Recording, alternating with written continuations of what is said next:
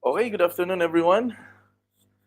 Thank you for joining with us today, or this afternoon, rather. No, and we are now in part 3, no, of our topic on basic selling skills. No, I would like to greet a pleasant good afternoon to Sir Julius Dus, no, who is joining with us right now.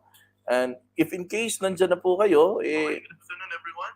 You can actually type some comments below para makita po natin at mag-greet ko naman po kayo on the air. Okay? Sige ho, no, let's start calling our friends. Let's start calling our downlines. We have a good topic that this morning, and I hope na-review po ninyo ang video na po na yun, and it's actually just stored there right at the page. So you can actually revisit again in DPPI FB page, or you can visit our YouTube channel. All of the videos are actually stored in there. So, and also, right after every, within that day, the videos, we also email it to your consultants so that you can ask a copy from your consultant regarding the the training that has been done on that day, no? So ini-email natin. So today, pagkatapos nito, yung dalawang video po kaninang umaga at saka ngayong hapon, i-email natin sa mga consultants ninyo so that you can get a copy of this video dun sa mga consultants ninyo.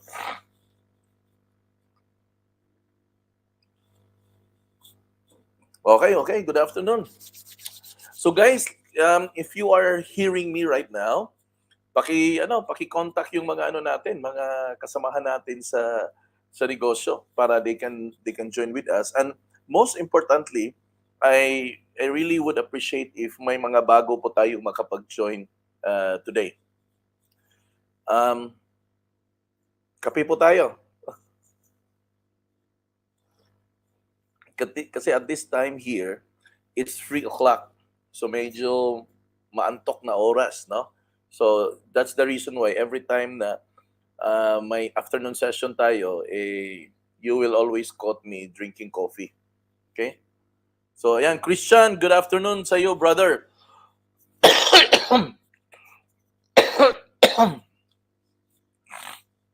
Sana yung mga bago natin makapag-join, no? Very important po kasi ito para sa mga newbies po natin. Yung ka-join lang po natin sa mga business, 'di ba? Every week we have recruitment schedule. So may mga bagong recruit talaga tayo.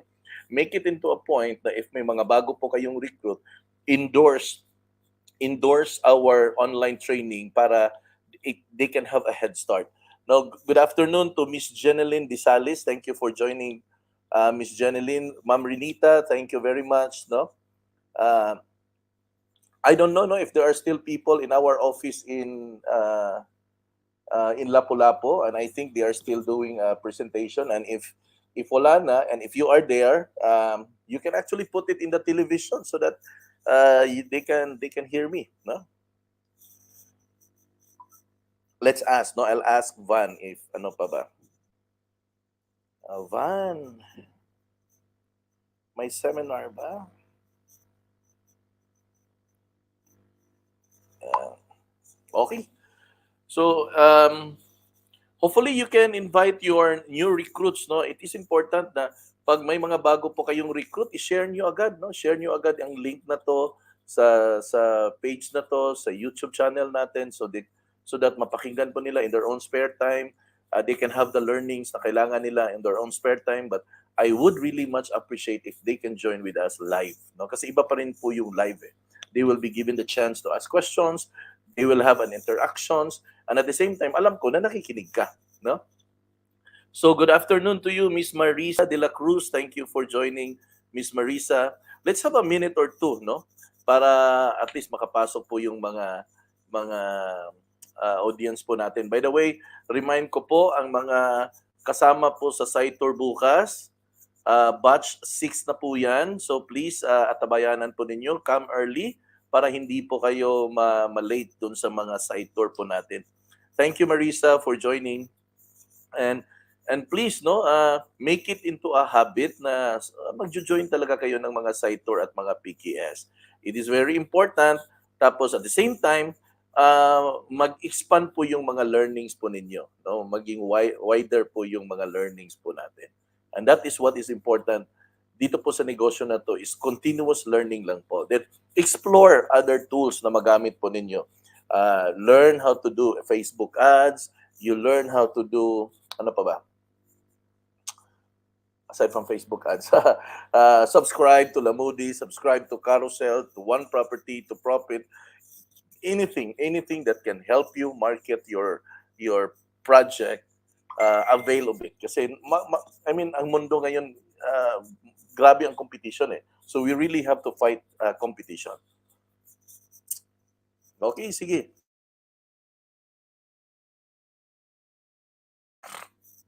Come on, let's invite 1 minute more. Then let's continue with our topic the last time. Nasa part 3 na po tayo. By the way, you can review part 1 and part 2. It is actually naka-save lang po sa page na to. So you can always revisit it again. No?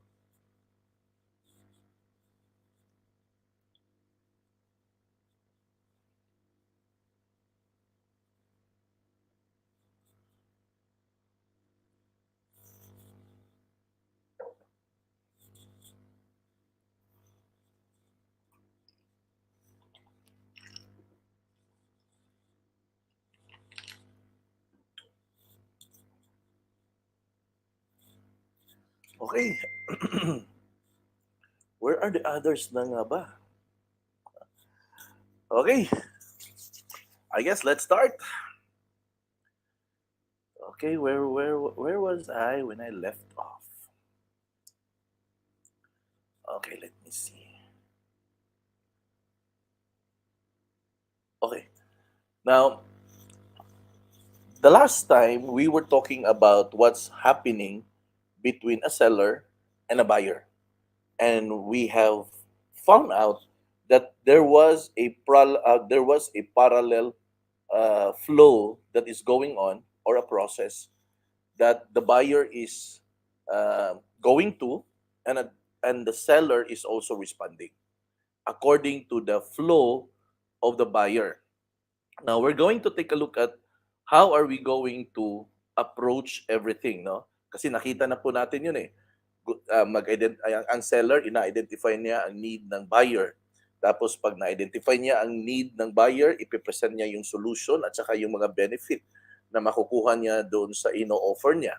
And at the same time, the last portion, which is the hallelujah of sales, is actually in the closing of the sale.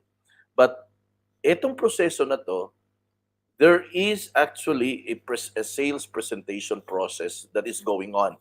And this is actually the DPPI sales presentation process. Ito po yung proseso natin. Ito po yung standard. Okay? Now, let me make it clear. We present standard, but it doesn't necessarily mean na ito na talaga ang sundin mo, 1, 2, 3. Allow yourself a room for flexibility. The reason why we present to you the DPPI sales presentation process is para po magkaroon po ng tinatawag natin na standard. Okay. Etong standard na to, dito po kayo kukuha ng mga principles behind kung paano po mag-present ng isang project to a buyer. So ito po ay isang pattern, ito po ay isang principle. You can apply your own style, you can apply your own approaches, you can apply and put your innovation, yung mga kanya-kanya po nating mga estilo sa pagbebenta. Okay? Because all of us po have different approaches. All of us have different style. No two person have the same selling style when it comes to selling, or it comes to presentation. Iba po talaga. No, bawat isa po sa atin iba. So good afternoon, good afternoon. Maraming salamat po sa pag-join, Sir Alan Andrake. Maraming salamat po. Ako po'y nagagalak at masaya na nakita po kita ngayon dito po sa live. Maraming salamat din po kay Ma'am Leia Kapulong, nakasama din po natin this afternoon. If possible po, tawagan nyo po yung mga downlines ninyo, kontakin nyo po yung downlines ninyo, i-text nyo sila, i-chat nyo sila, so that they can also join with us here. And most importantly, ako, makakalimutin kasi ako eh. As you listen to our training this afternoon, if you have a piece of paper and a ball pen, much better so that you can actually write it down. Okay? So let's get it rolling. Okay. Now, this is our DPPI sales process. Now, it is also in the acronym DPPI. Ayan po. Nakikita po ninyo. D stands for discuss the opportunity. P stands for present the solutions and benefits. Number 3 is procure the sale or get the sale. And number 4 is you implement the next steps. So that's it. That is the process na gagawin ng isang DPPI property liaison specialist. But the moment na identify na niya ang kailangan ng buyer niya, ito na din po ang gagawin niya para scientific din naman yung approaches natin. Okay? Now, let's start. Steps in the DPPI sales presentation process. So we begin with discuss the opportunity, present clearly the solutions and benefits, procure the sales, and implement next step. So let's start with letter D. Letter D. When you discuss the opportunity, you need to understand that every client is unique in a situation. Others are single, others are with a family. Titingnan din po ninyo yung kanilang mga source of income. Ang iba nasa abroad, ang iba is locally employed, ang iba naman is nagdinegosyo. Meaning, every client, dapat po nating i-treat sila na unique. Hindi po sila pare-pareho. Hindi po como ang itong style na to ay applicable sa buyer na to, ay yun din po ang gagamitin mo sa susunod na buyer. No, hindi po. Bawat person, bawat buyer, iba-iba po ang mga estilo. Ibig sabihin, every person i-analyze niyo po sila kung ano po yung mga personalidad nila, ano po yung mga need nila, ano po ba yung mga sources of income nila, would they be living individually or will they be living with their family? Because that is very important in approaching on how are we going to present the project to our possible client. Okay. Now, the last time po na nagkaroon po tayo ng session, nag-identify po natin na dalawang bagay lang po ang need ni client, na kategorya ha, na category. A client is looking for a property, number one, para personal use niya, home use. Okay? Ibig sabihin, bibili siya ng property, titira po siya dyan, gagamitin po niya bilang isang bahay. The other one, the other category is a type of buyer na tinatawag natin commonly as investor. Bumibili sila, hindi sila titira dyan.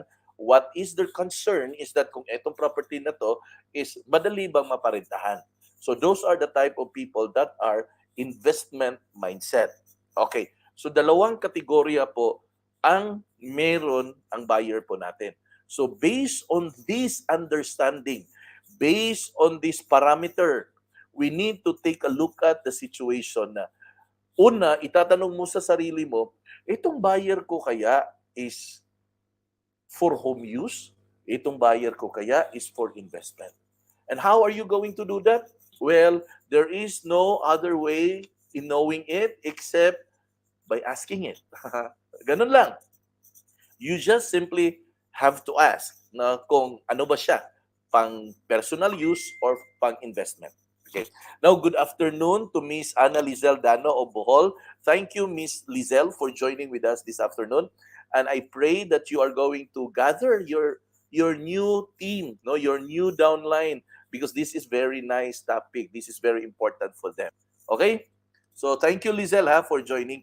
And I hope na regular po tayong mag-a-attend. Available po ang mga trainings po natin every Monday, Tuesday, Wednesday, Thursday, and Friday at 10 o'clock in the morning. Tapos sa hapon din po 4 p.m. in the afternoon. Doon sa mga hindi po ninyo nakaligtaan po ninyo ng mga episode, just scroll dyan po sa page kung saan po kayo nanonood ngayon, just scroll, makikita po ninyo ang mga previous training videos po natin. And you can listen to it and you can share it to your downlines. Okay, let's continue. So, you identify the client's need. The moment you recognize, no, then that's the time that you are able to spot the opportunity na meron po tayo. Okay? Now, in asking questions, there are only two types of questioning. Two types of questioning. Ito po yung tinatawag natin na open questions at closed questions. Kadalasan po itong open questions ay ginagamit po natin ito para makasulisit po tayo, makakuha po tayo ng much more information. Ang closed question naman ay ginagamit po natin in order na ma-confirm natin kung tama ba yung narinig natin or tama ba yung sagot na or tama ba yung analysis natin doon sa tinatanong natin. Okay, now let's start with the open questions. You are going to use 5W and 1H questioning. Ano po ba tong 5W? What, when, where, why, what, when, where, why, which. Okay. What, when, where, why, which. What, when, where, why, which. And 1H is how. What, when, where, why, which, and how. Like for example, in the screen in front of you, sabi natin dito, which is the best location for his dwelling or investment unit? So dwelling, ito yung titirahan or for investment. So nagtatanong ka, no? Ano ba yung preferred mo na location, sir? Di ba? Ma'am, ano po ba yung preferred location natin? Marami po tayong project, ganito, ganyan, pero saan po ba yung preferred location natin? So nagtatanong ka. So probably mag-i-explain siya, probably sasagot siya according doon sa personal niya na mga preferences. Then, let's say for example, in the screen na example po natin, why do you have problems with your existing na tirahan. So let's say for example, may tao ka, naghahanap na matitirahan, naghahanap ng malilipatan. So siyempre magtatanong ka, part of the questioning, ma'am, bakit nga po pala? Ano po bang problema doon sa previous mong tinitirahan? Is there anything na you are actually in concern with? So by that way, makikita po ninyo, no, makikita mo na ganito pala to, ganyan pala yan, ito pala yung kailangan. So in short, by the time na makita po natin, by the time na ma-analyze po natin na ay ito pala yung differences, ay ito pala yung kailangan na bahay na malilipatan niya. Hindi pala niya nagustuhan yung una niyang bahay, it's because binabaha, yung una niyang bahay ay ganito, ganyan. So in short, you can have an idea already. Magkakaroon po kayo ng idea. Tama po ba? Because yun naman ang importante talaga magkakaroon ng idea. Magkakaroon ka ng idea. Kasi ipapaliwanag ni buyer sa iyo yun I-explain niya No, magsasalita siya. Okay? And so on and so forth. Dito naman sa close questioning, ito po yung confirmation, no? Pag nagsasabi na siya, ma'am, tama po ba ako na yung bahay niyo binabaha kayo? So siyempre, ang sagot niya, yes or no lang. Kasi sa close questioning, close-ended question, ang sagot lang po dyan ay yes or no. So, makukonfirm mo, naghahanap siya ng hindi babaha. So, you make sure na yung i-offer mo na project, ay yung ibibigay mo na property, ay of course, hindi siya babaha. Kasi yun naman ang hinahanap niya So, magkakaroon ka ngayon ng confidence by the time na ikaw po ay mag-i-explain. Di ba? So, questioning is very powerful. Please, don't do this one na nasa chat lang kayo. I would highly suggest na you are going to talk, even kahit hindi po personal, kahit na lang po sa telepono. Ito po. Wala pong masama pag nagkaroon po kayo ng inquiry. There's nothing wrong with that. Nag-chat siya sa'yo, nagtanong siya sa'yo, well, that's good. What is wrong is actually if you stay longer na nag-chat. That is what is wrong, actually. If you stay longer na nag-chat. So what is important is that by the time na nag-communicate na siya sa'yo, by the time na nag-chat na siya sa'yo, make it into a point na kahit papano makakuha po kayo ng number para magkausap kayo. Kung hindi man kayo mag-usap sa Messenger or kaya sa Viber or kaya sa WhatsApp, pwede, tumawag po kayo. No? Cellphone to cellphone. Pwede naman. So this is what I am saying na it is different when you are talking to a client kasi naririnig mo ang response niya. May inclusion na emotion. Di ba? Iba kasi yung naririnig mo yung boses. Alam mo kung satisfied siya, alam mo kung happy siya, alam mo kung ano ang nararamdaman niya. So it is important na don't stay na nagchat-chat kayo, but please make it sure na magkakatawagan kayo, mag-uusap kayo, you have an exchange of information. Ang tawag po doon ay communication. Okay? So good afternoon to ACS Simbahon. Thank you, ma'am. I don't know if I got it right, yung pangalan po natin, ACS or ACS. Ganun po ba? So thank you for joining. No? I really appreciate and I hope to see you in the coming live session that I am going to have. By the way, may mga live session po tayo Monday to Friday, 10 a.m. in the morning and also 4 p.m. in the afternoon. Thank you very much, ma'am. And to Irene Peracueles, thank you very much, Irene, from Toledo City. I really appreciate and I am so happy that you are here this afternoon and be able to join. And please, ma'am, you can also invite your new recruits to join with us this afternoon. Okay? And to Florence Hakalan also, who's joining with us via YouTube. No, this is also available live in YouTube. No? Live din po tayo sa YouTube. So you can also catch us there in our YouTube channel. Okay? So, tuloy tayo. Yan.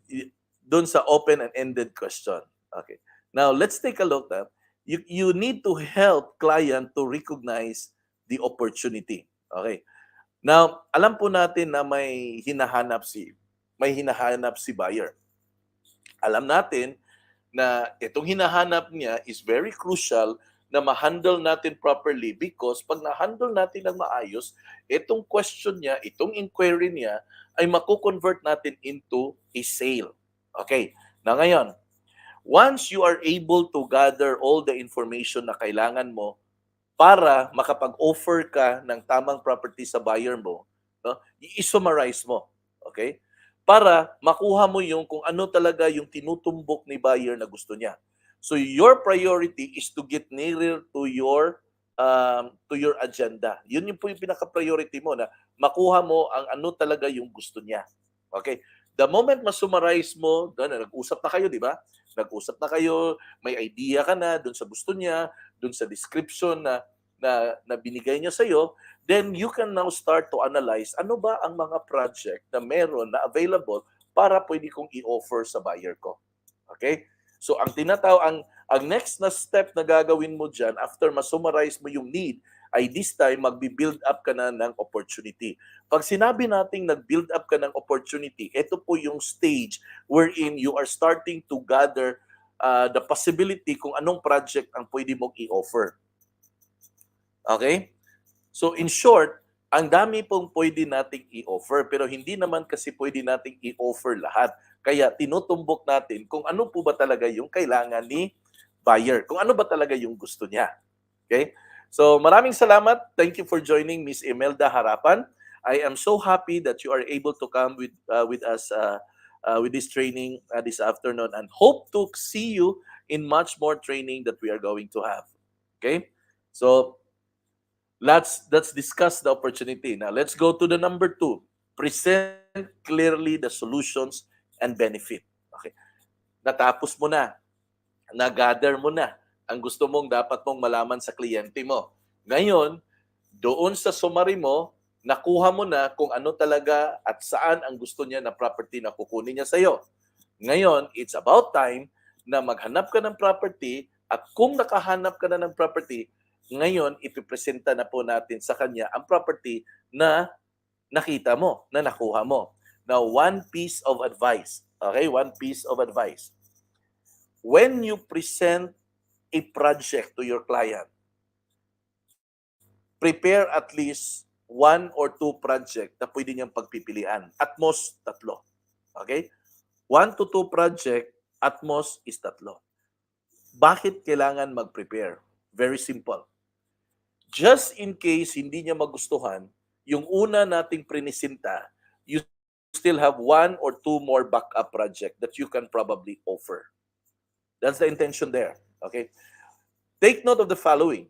When you present the solution and benefit to your client, describe how the solution addresses the situation and the opportunity. Dapat maipakita mo, ma-explain mo kung bakit ito yung na-i-offer mo na property sa kanya. Bakit hindi ito? Bakit hindi yan? Bakit ito talaga? Briefly describe how does your idea works. Talk about the feature and the benefit. Ano bang advantage kung itong property ang kukunin? Ano ba ang disadvantage kung yan? Ano ba ang comparison sa mga projects na to? As much as possible, be ready. Prepare a sales script. Prepare kung ano yung dapat mong sasabihin. Or if possible, you prepare materials that you will be needing. Kahapon po, I suggested na it is best, mas maganda po, pag nag-present po kayo doon sa kliyente po ninyo, you make a comparative table. I'm sorry, nakalimutan ko. I wanted to present to you sana the comparative table because the comparative table will help your client to decide better which of the project ang kanyang bibilhin.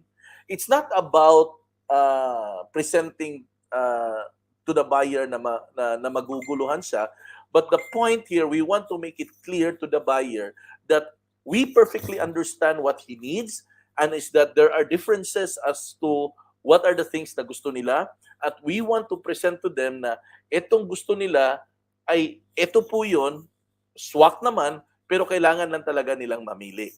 Okay? So, siguro sa Monday, pakita ko yung comparative table para you will have an idea on how are you going to use it. Okay? Importante kasi yun eh. Importante, very, very, very, very important. Okay, let's continue. So let's analyze no what's opportunities versus solution. Okay, an opportunity describes the potential for gain or benefit. So anong ibig sabihin? Pag sinabi nating opportunity, itong property na i-offer mo ay most likely bibilhin ni buyer, and of course, no? What is it that you will get from it? Of course, you get a sale, you get a commission, but above all, this opportunity can also address the problem na hinahanap ng buyer po natin. Always get the clients to agree that there is a compelling opportunity. Ano po ba yung compelling opportunity? Ibig sabihin, ito po ang project na dapat talaga sa iyo at dapat mong kunin ito. Okay? Now, it is in our presentation that we will be able to, put the urgency ba? Na hindi naman na binamadali natin sila na ito talaga yung kukunin, but this is actually how we should present to them the project with compelling reasons. Kumbaga, pag naipakita mo yung project, na i-present mo sa kanya yung project, para bang sa kaloob-looban ni buyer, para bang kailangan ko na talagang kumuha nito or else mawawalan ako ng property. Parang ganun ba? Now, it is in our presentation that we will be able to compel our buyer as if this is the last project available. Now, the solution is a solution describes the sales action required to realize the benefit. So ano po yung action na gagawin mo para ma-materialize na itong pinakita mo na project ay ito talaga ang para sa iyo. Never begin a sales presentation by discussing solution. You always highlight the problem, then put in the solution. Okay, ha? Remember this. When you do project presentation to your buyer, don't attack them directly by giving them the needed solutions, but rather highlight the problem so that magmumukha talagang grabe ang problema, magmumukha talagang malaki ang problema, and here you are, the DPPI Property Liaison Specialist comes to the rescue na parang ikaw ang bida, parang ikaw ang nagbibigay ng solusyon sa matagal niyang hinahanap na property at para bang ikaw ang hulog ng langit. That's the point there. Okay, ha? Hindi naman ito niloloko natin, but this is just the science, no? This is just the science of selling. Okay? So never begin your presentation by presenting the needed solution automatically, but highlight the problem so that the buyer will feel the urgency of buying a property to you. Okay? Do I make myself clear? Maliwanag po ba? Klaro pa? Okay. Now, in explaining the solution, remember, be brief. It doesn't have to be long. Be clear. Dapat klaro. Huwag gumamit ng mga terminology na tayo lang ang nakakaintindi. Use terminology that is understandable to common people. Okay? Remember, the buyer is not you. You are the seller. What is important, the buyer understands what you are talking about. Okay? It is important that the buyer understands what you are talking about. So make it sure that it is clear on the other end. Why brief? Because the buyer doesn't need the lengthy discussion. Hindi ko kailangan ang mataas na discussion. Ang gusto ko, tumbukin mo, ang gusto kong malaman kung ano to at magkano to. Pag sinabi ni buyer yun, huwag ka nang pasikot-sikot, huwag ka nang paligoy-ligoy, go straight to the point. Ma'am, sir, here it is. No? Buyer will appreciate that. Solutions can be any of the following areas. Making the right location and the unit available. Pag ikaw nakatumbok na ito talaga ang tamang location, ito yung unit available, bingo! Kukuha yan sa'yo. Making your clients aware na ito yung available units. Make it clear to the buyer the inventory, ilang-ilan na lang ang natira, para alam niya na if he is not going to take action immediately, mauubusan at mauubusan po siya ng inventory. So you need to deliver that clearly. You need to deliver that to the buyer briefly. Okay? Making the clients aware of its fair pricing. Dapat maintindihan niya na itong inoffer mo, is a very reasonable price na compared to the other properties na meron sa malapit. And if you are not, and if the buyer will not going to take advantage of this fair pricing, mawawalan siya ng opportunity na makakuha ng ganito kamura or ganito ka-affordable na property. You need to be clear with that. You need to be brief with that. Okay? That's how simple it is. No? Hindi mo kailangan ipasikot-sikot yan. Hindi mo na kailangan ipaligoy-ligoy yan. But make it clear. Just make it clear. Yun lang. Then securing the best location for the convenience of the buyer. You know what? Sometimes we tend to neglect things like this. Sometimes we think that this is not important. But ito lang po yung gusto kong makita natin. The buyer will always decide according to the options we presented. And if you are able to present the options available, then definitely the buyer, no? I mean ba, the buyer can make the decision easy. Madali para sa kanila. Now, I don't know about you, no, because I was once a buyer of a real estate property. What is important to me is that, number one, makita ko na ang property na to ay kaya kong bayaran. No, I mean, I am talking about myself personally. I remember the time when we were looking for a property, when we were looking for a house. The only thing that really pops in my mind is that I want to make it sure na ang property na kukunin ko ay kaya kong bayaran. So, with that having in my mind, pumasok sa isipan ko, what is important for me that I will be able to know the computation, the monthly amortization, and how much expenses or how much financial impact ang mangyayari. Ano pa ba yung ibang mga babayarin na dapat kong malaman? Kasi kung hindi, I don't know, most of the buyers actually will really be conscious about, kung kaya bang bayaran o hindi. I mean, why would you buy a property and right in the middle you are not able to pay? Diba? It doesn't make sense. So, meaning, if a family is planning to buy a property, papasok talaga sa isipan niya na, nako, magbabudget talaga kami. Nako, ito yung magiging bayarin namin for the X number of years. So paano kaya ang magiging budget namin? Budget namin sa pagkain, budget namin sa eskwela ng mga bata, yung day-to-day living namin. Iisipin ni buyer yan, believe me. So dahil iisipin ni buyer yan, you have to be certain, you have to be sure that you are able to present to the buyer briefly, clearly, and of course, is as much as possible kung kaya mong iwanan siya ng hard copy, mag-iwan ka ng hard copy for better understanding. Okay? For better understanding. Friends, there is no shortcut when we are talking to our buyers. There's no shortcut, really. There's no shortcut. But if we are able to present it to them well, I believe our buyers will be more than happy. No? They will be more than happy. And of course, they will be satisfied of the kind of services that we are giving to them. Okay? Now, don't just walk in with a solution. No?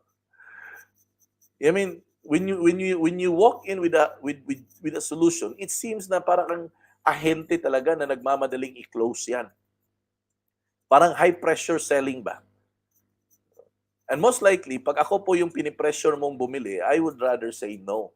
Kasi ako personally, ayaw kong pinipressure ako na bumili. Ang tanong, ito yung question ko. Kayo ba gusto niyo ba na kayo ma-pressure bumili?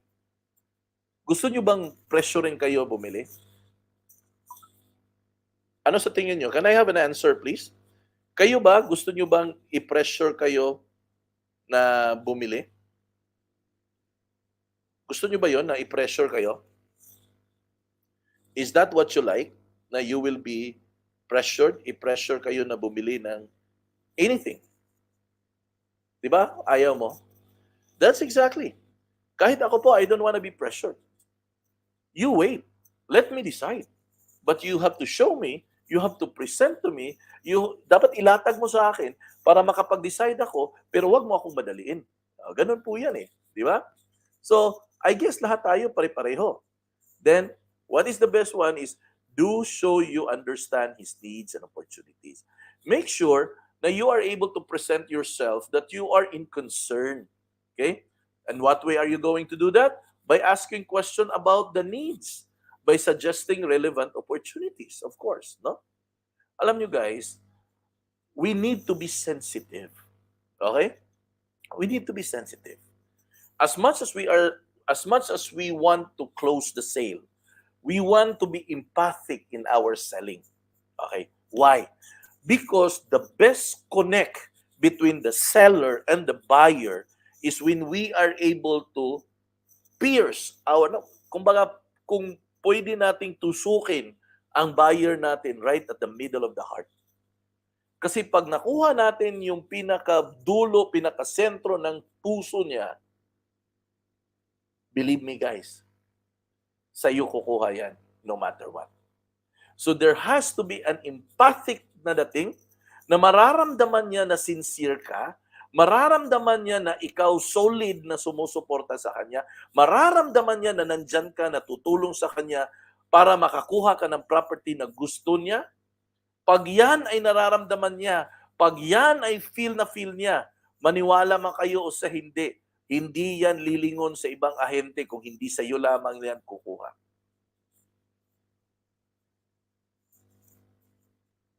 That's the reason why we don't look at every client as just number wherein we are able to get commissions. We view people that inquire sa atin as people. We want them to feel that we feel what they feel. We want to show to them that we are sincere in what we're doing, that we are happy serving them, that we are here to serve them until they will be able to transfer to their new home. That's what we want. We want our buyer not just to be a buyer, but we want our buyer to become our friends. Then eventually our buyer becomes our family. That's what we want. Remember, ang binibenta po natin ay hindi po ito consumable product. Ano pong ibig sabihin nito? Ibig sabihin, hindi po ito pareho ng customer mo ng toothpaste. Pag yan ay naubos, bibili at bibili sa iyo ulit yan. Pero ito, iba. Iba ang situation dito. Probably ang buyer na ma-meet mo will only buy a property sa iyo once in a lifetime.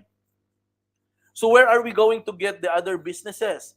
Where are we going to get the repeat business? So magdidepende po to sa mga taong irerekomenda niya, mga kaibigan, mga kakilala na pwede niyang i-endorse dito sa atin. Bakit nila i-endorse sa atin? Because they are happy of what they have been getting from us. They are happy kung paano natin sila inaalagaan. They are happy because na-treat natin sila ng maayos. They are happy because na-servisyuhan natin sila ng maayos. And they are more than willing and glad to give to us more and more and more and more and more and more and more and more clients.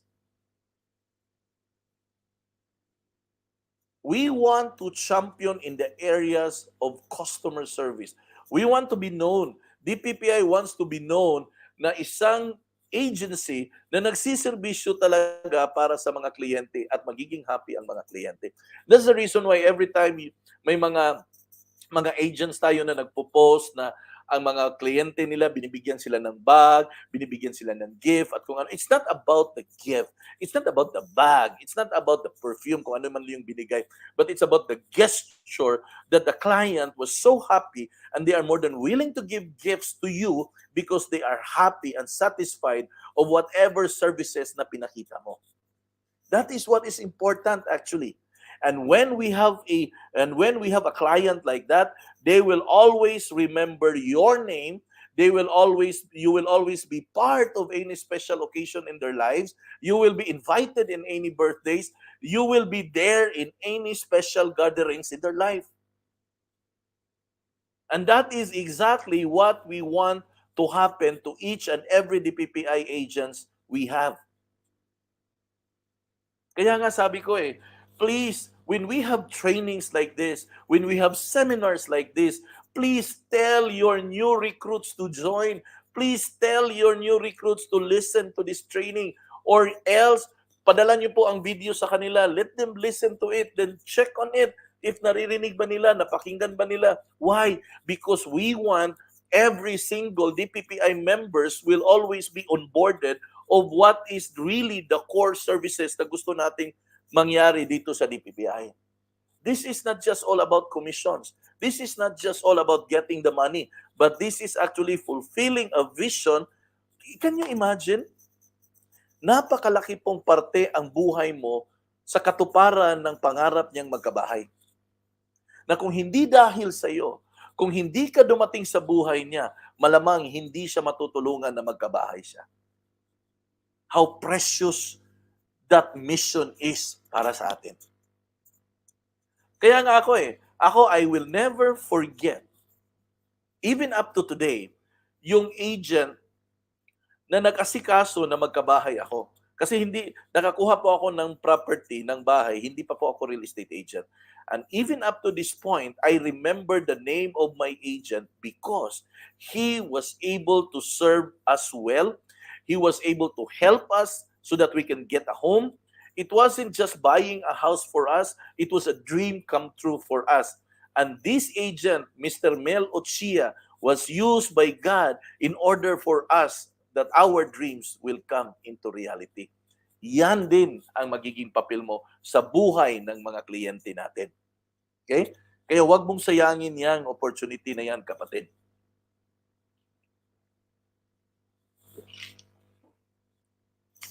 Thank you for joining with us this afternoon. Si Ma'am Becca Bihag. Thank you, Ma'am Beck.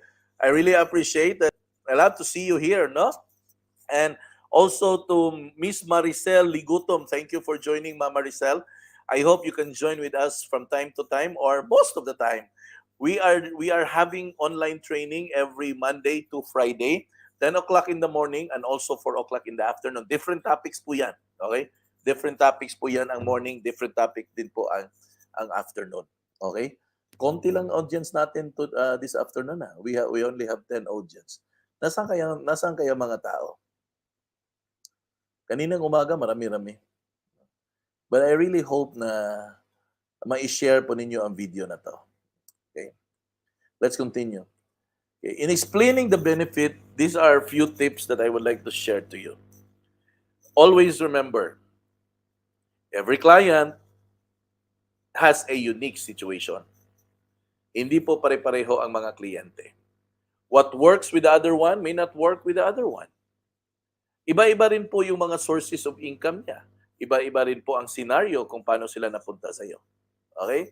So, put that in mind, the uniqueness of every person. Always describe your solution in a way that it addresses their specific needs or unique situation. May hinahanap sila. May gusto silang i-address kung bakit sila lilipat ng bahay. Dapat doon sa pag-present mo ng project ay maipakita mo yung feature and benefit ng project na ino-offer mo that will answer their problem, that will answer the specific needs, or that will answer their unique situation. Make sure when you describe the feature doon sa project, don't just the description of the house, but the feature of the house. Para saan, para ano? The entire subdivision, the entire condominium. Always remember, my friends, you are not just selling a house, you are selling a home. You're not just selling a subdivision. You're not just selling a condominium. You are selling a community. Make sure that you are able to present the house that you are going to offer and how it will be presented as a home. When we say how it will be presented as a home, dapat ma-picture ng buyer mo what it feels to live in that house. Di ba? Di ba, if nag-tripping po kayo, kasama nyo po si buyer, you don't point there na, ma'am, sir, ito po yung living room. No, you don't say that. Perfectly, alam po niya na dyan po ang living room. Nakikita niya may sofa. Hindi mo sasabihin, ma'am, ito po yung dining room. Alam niya, yan po ang table, dyan po tayo kakain, dyan ang kitchen. So how are you going to say it? How are you going to present it with the drama in it? Ma'am, good afternoon. This is the house that I would like to show to you. Ma'am, Is it okay? Can we get in? No. Pagpasok dyan, ma'am, this is the place wherein you can have your family time. The TV is here. You can watch your entertainment. So what will come into their mind? It's a home. You're watching TV. You're entertaining. Your family time. Ma'am, this is where your moments will happen. Dito pwedeng magluto si Mrs. This is where you can eat together. This is where you are going to have time together. I mean, what picture are you trying to portray to the buyer? That this is the home that we want to see you the moment you are here in this house. That's the reason why I always say, remember every time you sell a property, it's not just about the house. It's not just about the condominium. It's about the home that you're trying to offer. Di ba? You're not just selling a house, you're selling a home. You're not just selling a subdivision, you're selling a community. So bear that in mind at all times. Okay? Do I get myself clear? Klaro po ba? Okay. Tuloy tayo. Now, when you provide the details, offer the appropriate information based on the individual client. Now, take note of the word that I use here, appropriate. Yung tama. Ask if the client has any question as you present the details. Wala pong masama pag magtanong po tayo, mga kapatid. Wala pong masama po dyan. Okay? Now here, when we offer, when we present, when we discuss the project, always remember, please don't misrepresent. Make sure that you have the right information or the appropriate information. If you're not sure, then better make it sure. Balik naman tayo. Atin talaga kayo ng PKS. Atin lagi talaga kayo ng mga site tour. Paano nyo malalaman yan? Paano nyo matutunan yan? Kung kayo mismo ayaw nyo mag-attend ng site tour. Kung ayaw nyo mag-attend ng mga PKS face-to-face man or via Zoom. Ito na naman tayo. Balik na naman tayo sa ganito. Kailangan na naman nating ipaalala na kailangan nyo mag-attend. Ito po dapat automatic na. Kasi we are selling the project and there are so many projects every now and then and it is totally impossible na ikaw at ako ma-memorize mo lahat ng project na meron. It's totally impossible. So it's because it's totally impossible to memorize all the project there is. Well, I guess the best way to do that is to keep on listening, to keep on attending, so that at least you will have the idea, and if possible, get information. Diba? Then, the moment na ipapresenta mo sa buyer mo, sa kliyente mo, ayan o, pinakita ko, ask if the client has any question as you present the details. It is in the questioning. It is in the questioning and it is in the asking that you are able to make analysis kung ang isang buyer ay potential buyer or hindi. Kung ang isang buyer ay medyo na-convince mo na itong project na to ay maganda or hindi. Or, this is the best way in order for you to assist kung itong buyer na to is ready to buy the property na ba. That is the beauty when we ask question. So don't be afraid to ask question. There is no any other way for you to know and be able to evaluate kung ito na ba talaga ang buyer the moment when you are going to ask questions. Diba? Wala pong ibang paraan eh. You have to ask question. And that is the only way. That is the only way. Hindi ka naman si Madam Auring eh, na malalaman mo lahat ng nasa likod ng utak ng mga tao. Hindi eh. Kahit nga si Madam Auring, hindi niya alam lahat eh. Di ba? So, my point, guys, is just ask. Wala pong mamamatay pag nagtatanong po tayo.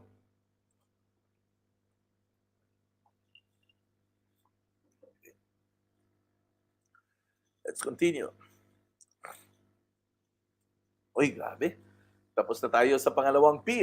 No? So nakatapos na po tayo. Discuss the opportunity, present clearly the solution. We'll go to the next P, which is procure the sale and implement next step. But I guess I am left with few more minutes. Tapos, hindi ko matapos-tapos. Okay? So,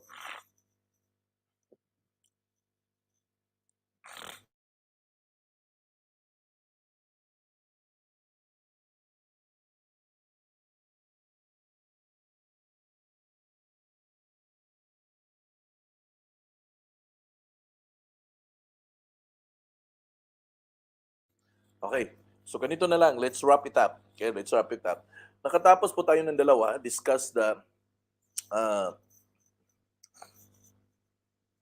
discuss the opportunity at present clearly the solution and benefit. Okay. Now, we'll end up with that. Tapos sa Lunes na po natin dugtungan yung procure the sale at saka implement the next step. Now, let's wrap it up. Now, this is all about communication. Now, hindi po natin kailangan magaling mag-sales talk. Parati kong sinasabi po to always, time and time again, na in the business of real estate, hindi po natin kailangan magaling mag-sales talk. What is important here is that you are able to clearly, no, briefly present the project, the information to your buyer. This is all about information, my friends. Hindi po to kailangan na fancy talk. Hindi po to pagalingan ng pagalingan ng sales talk. Hindi po. This is just all about clear talk. And when we say clear talk, ang pagbabasihan talaga natin dito ay information. It's all about information. And when we are able to present the information well to our client, always remember this. Anything that is short and simple is understandable. Kaya nga, I always remind you with a kiss. Keep it short and simple. Keep it short and simple. Kiss. Okay? Kiss. Keep it short and simple. Thank you very much. Happy weekend. Enjoy your weekend. Enjoy your Friday. Enjoy your Saturday tomorrow with so many site tours available. Nakita ko po dun sa mga group chat. Ang dami palang mga site tour. And I really appreciate it. And I would like to thank each and every one of you. We've finished 1 week of training.